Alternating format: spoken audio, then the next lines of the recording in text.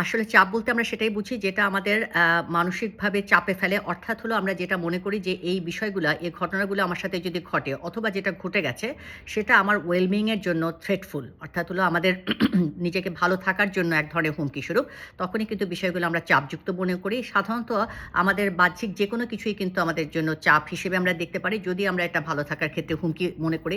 অর্থাৎ হলো আমাদের ডেইলি হ্যাসেল, ইভেন আমাদের জ্যামে আটকা পড়ে থাকা, প্রতিদিন আমাদের মেইড আসলো কি আসলো না, সংসারের কাজগুলা গুছিয়ে করা, এটাও কিন্তু চাপ হতে পারে। এবং এর বাইরে যেকোনো কিছু কিন্তু চাপ হতে পারে। সম্পর্কের জটিলতা, আর্থিক কোনো রকমের সমস্যা, আমাদের পেশাগত কোনো রকমের কোনো জটিলতা, বাসায় হয়তো অনেক গেস্ট আসবে, সে সবকিছুই কিন্তু আমাদের জন্য চাপ হিসেবে আপনার মধ্যে আসতে পারে। তবে কিছু জিনিস obviously আমাদেরকে চাপে ফেলে, যেগুলো আমরা সাধারণত এক ধরনের অসহায়ত্ব আমরা বোধ বোধ করি, যেটাকে আমাদের হাতে কোনো কন্ট্রোল থাকে না এবং যেটা এক ধরনের আমাদের মধ্যে দেখা যায় যে খুব ওভারলোড আমাদের তৈরি করে।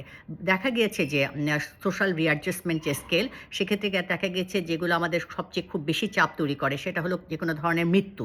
সেই মৃত্যুটা হতে পারে বিশেষ করে কোনো প্রিয়জনের কোনো মৃত্যু, প্রিয়জনের কোনো বড় ধরনের অসুখ, আ সেপারেশন বা ডিভোর্স অর্থাৎ সম্পর্কে যখন আমাদের বিচ্ছেদ ঘটে, সেটা আমাদের obviously আমাদের চাপ তৈরি করে। আমাদের নিজস্ব কোনো রকমের কোনো রোগ, সেটাও কিন্তু আমাদের চাপ তৈরি করে।